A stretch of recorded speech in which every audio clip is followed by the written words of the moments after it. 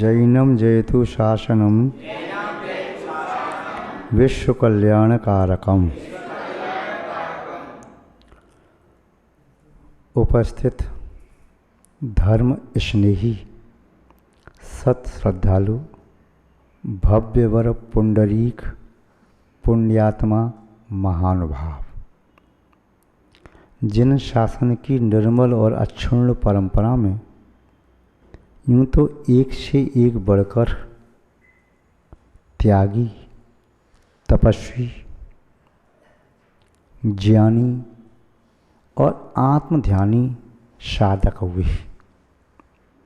अनेक कलाओं के ज्ञाता और अनेक प्रकार की रिद्धियों के धारक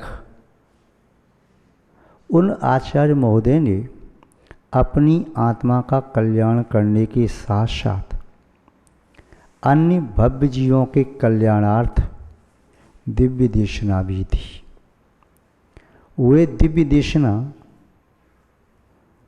उन सभी पाठक और भव्य जीवों के लिए हितकर रही जिन्होंने उस दिव्य देशना को श्रद्धापूर्वक स्वीकार किया। अष्टम बलभद्र श्री रामचंद्र जी का व्यक्तित्व जीवन चरित्र इतना सुप्रसिद्ध और महान रहा, शायद विश्व के जितने भी धर्म में आस्था रखने वाले महानुभाव हैं वे श्री रामचंद्र जी के व्यक्तित्व को सुनकर अवश्य ही वे नम्रीभूत होते हैं और की कषाय मंद होती है, क्योंकि वो एक ऐसा मर्यादा पुरुषोत्तम व्यक्तित्व था जिसके जीवन में मर्यादा विशेष रही। समुद्र रत्नाकर होता है, मर्यादा का उल्लंघन नहीं करता। आकाश ने आज तक मर्यादा का उल्लंघन नहीं किया, पानी ने कभी मर्यादा का उल्लंघन नहीं किया, वह नीचे की ओर बहता इसकी मर्यादा है। पाषाण ने मर्यादा का उल्लंघन नहीं किया, एक बार कहीं निशान पड़ा वहीं से पत्थर टूट जाता है। श्री रामचंद्र जी ने मर्यादा का उल्लंघन नहीं किया। जैन दर्शन में भी श्री रामचंद्र जी के व्यक्तित्व को बताने वाले श्री पद्म पुराण जी, उत्तर पुराण जी,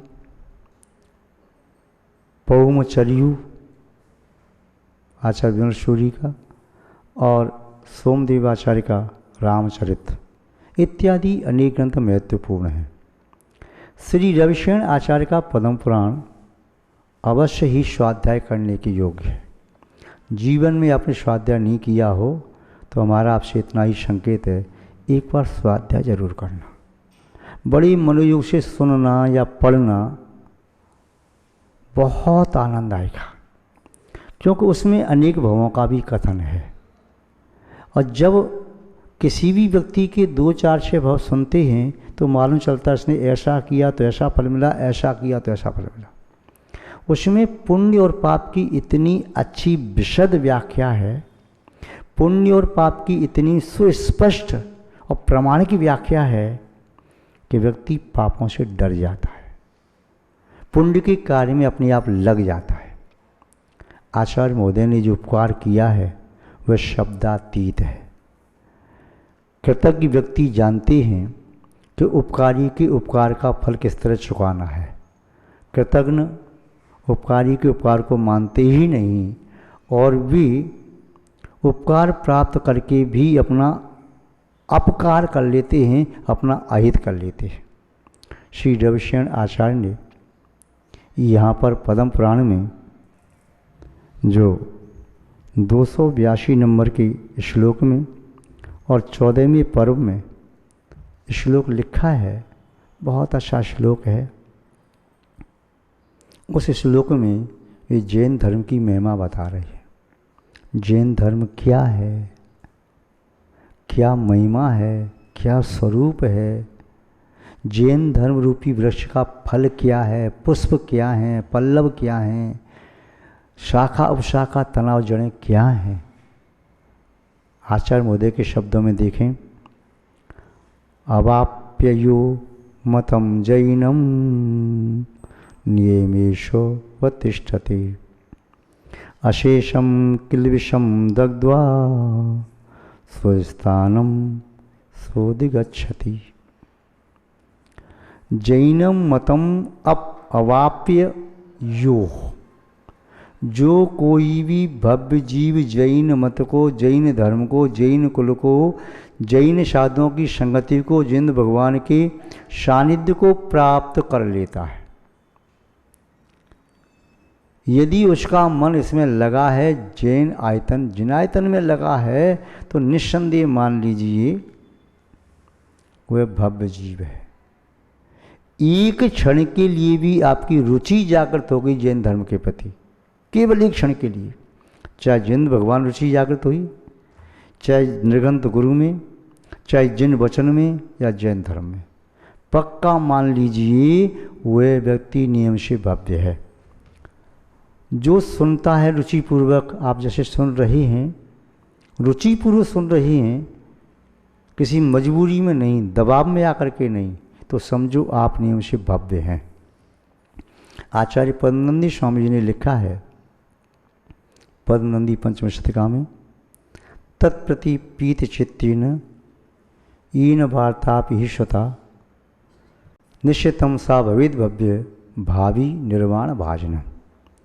तत्प्रति पीत चित्तेन, उस जिन वचन के प्रति रुचिपूर्वक प्रीतिपूर्वक जो सुनता है, वह व्यक्ति निश्चितम सा भवेद भव्य, वह निश्चित ही भव्य है और नियम से निकट भविष्य में मोक्ष को प्राप्त करेगा। जिन वचन को सुनकर के भी आपने हित का मार्ग नहीं छोड़ा, हित के मार्ग को प्राप्त नहीं किया, तो आपका जिन वचन सुनना पढ़ना व्यर्थवत है। यदि किसी व्यक्ति के पास शीतल मधुर सुस्वादु प्यास को बुझाने वाला जल है और वह व्यक्ति प्यासे तड़प रहा है, उसके प्राण कंठ में आ गए, तब भी जल का पान न करे, तो उसे कोई बुद्धिमान कहेगा, उसे कोई विवेकी कहेगा, ज्ञानी कहेगा? वो तो मूर्ख हो गया। जिस व्यक्ति को रोग हो, उसके पास औषधि भी हो, फिर भी औषधि सेवन न करे, तो कोई विवेकी ज्ञानी उसे कहेगा क्या? जिस व्यक्ति को ठंडी लग रही हो और गर्म वस्त्र उसके पास हो, फिर भी उन गर्म वस्त्रों का प्रयोग न करके अलग रख दे, तो कौन उसे विवेकी कहेगा? जो व्यक्ति पदार्थ, मादक पदार्थ या विषाक्त पदार्थों का सेवन करता है और चाहता है मैं चिरकाल तक जीऊँ, सुखद जीवन जीऊँ, ऐसा कोई विवेकी व्यक्ति करेगा?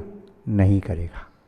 तो जिसने जिन वचन को सुना है, भगवान जिंद की वाणी को सुना है, आज हमारा पुण्य का उदय है कि जैन कुल में पैदा होकर के जैन धर्म को समझ करके निगंत साधुओं की पदरज अपने माथे से लगा करके इस मोक्ष मार्ग पर आरूढ़ हुए। व्रती बनता है, कोई अनुव्रती महाव्रती बनता है। तो ये निस्संदेह पूर्व का पुण्य है जो आपको इस प्रकार का कुल मिला, संगति मिली, सानिध्य मिला। तो उसे प्राप्त करके क्या करो? अपने जीवन में नियम तो जरूर लो।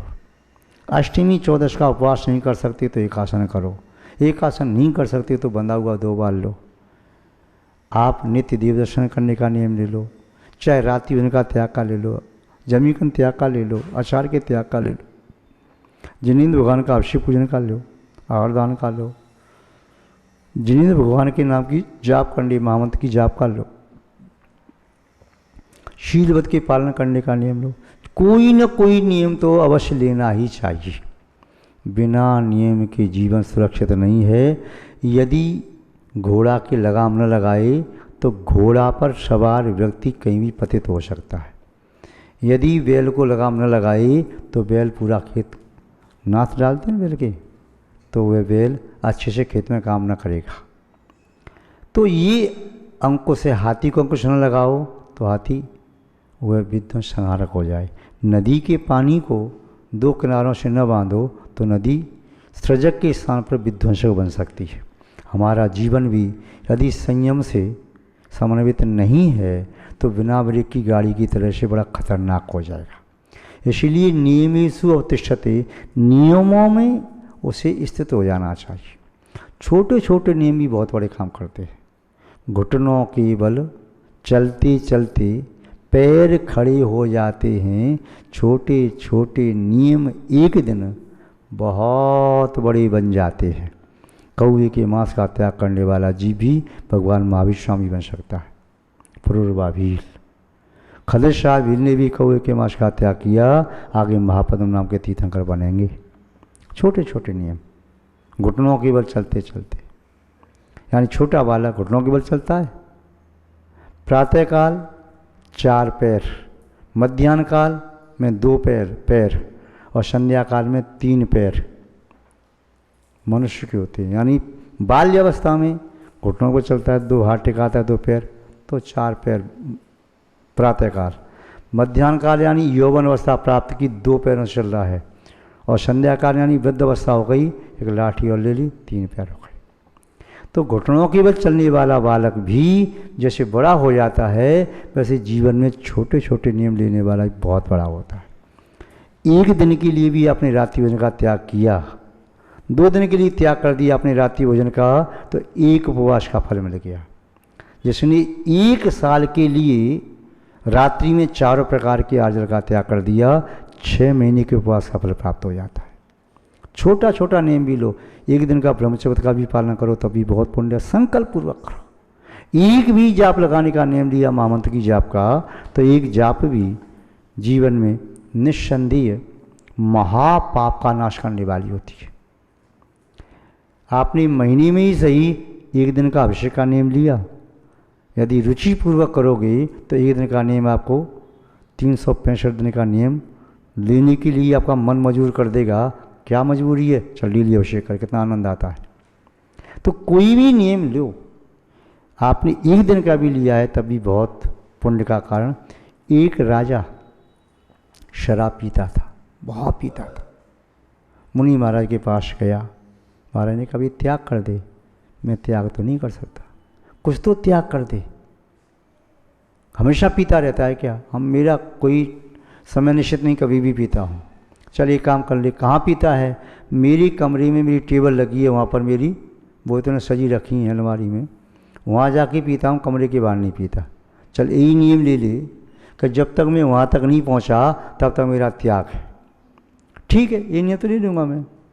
और वह वहाँ जाके पीता था, उसके बाद पी करके कहता मेरा त्याग जब तक दोबारा मैं यहाँ पीने नहीं आऊँ तब तक के लिए। उसने पी करके निकला, दरवाजे से टकराया, नीचे गिरा, और जब त्याग में था तो मृत्यु को प्राप्त होकर के उसने उतना भी नियम पाला। जब वह मूर्छित पड़ा था तो लोगों ने कहा इसके मुँह में शराब डाल दो तो होश में आ जाएगा।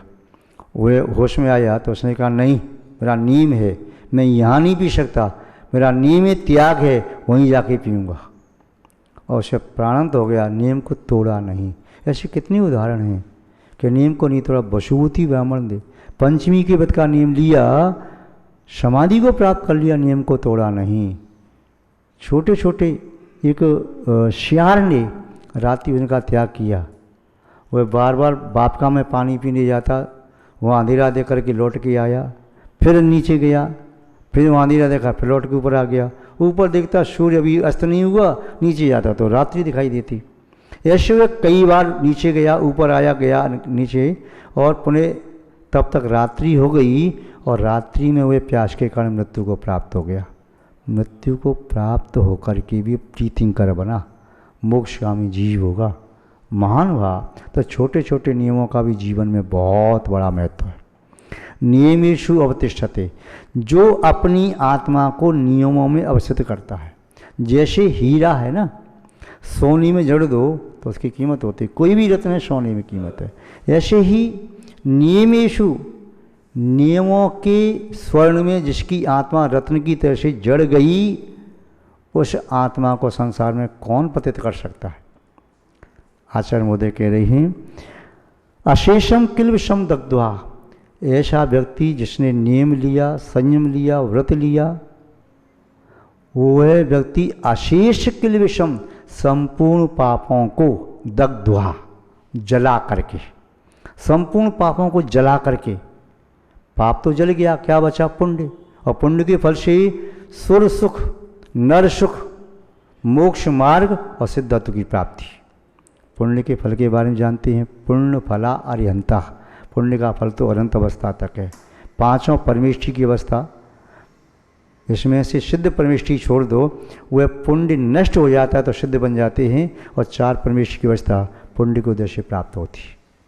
महान भाव अशेष किल्व सम दग्ध्वा, इसलिए जो नियमों में अवस्थित है, जैन मत को इसको प्राप्त करके अपने नियम व संयम को नहीं तोड़ता है, स्वस्थानम सोदिगच्छति, वह भव्य जीव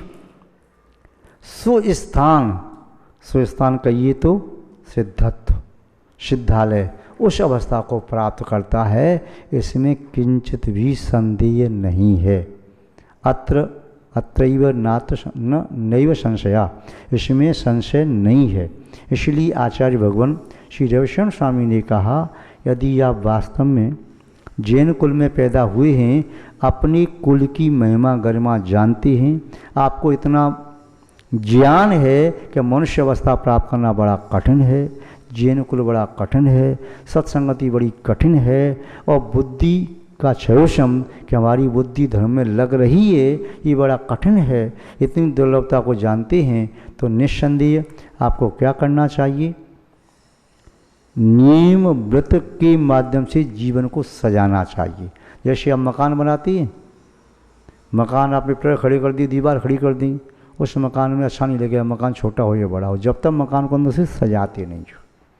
यदि कोई व्यक्ति स्नान करके आ गया और वस्त्र न पहने, एक कपड़ा पहन लिया या 2 कपड़े पहन लिए, किंतु पूरी पोशाक न पहने, तो सज्जन पुरुषों की सभा में शोभा को प्राप्त नहीं होता।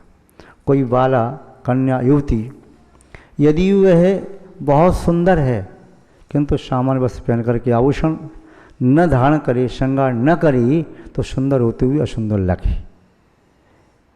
कोई व्यक्ति विद्वानों के बीच में बैठ जाए और संस्कार सम्यक ज्ञान कुछ भी नहीं है, तो शोभा को प्राप्त नहीं होता। इसी तरह से यहाँ पर कहा कि जीवन को सजाना है। मकान तो सब सजाते हैं, गाड़ी को भी सजाते हैं, वाहनों को, सबको, दुकान को, गोदाम को सजाते हैं, किंतु ये सब सजाना छोड़ो। इनकी सजाने में कुछ नहीं, दिए को भी सजाओगी तो सजा मिलेगी, किंतु आपको सजाना है तो अपनी आत्मा को सजाओ, गुणों से, नियम से, व्रत से, संयम से, जिससे आपकी आत्मा परमात्मा अवस्था को प्राप्त कर सके। आज बस इतना ही पर्याप्त है। जय बोलिए श्री शांतनाथ भगवान की, परम पूज्य आचार्य गुरुदेव श्री विद्यानंद जी महाराज की, अहिंसामय विश्व धर्म की।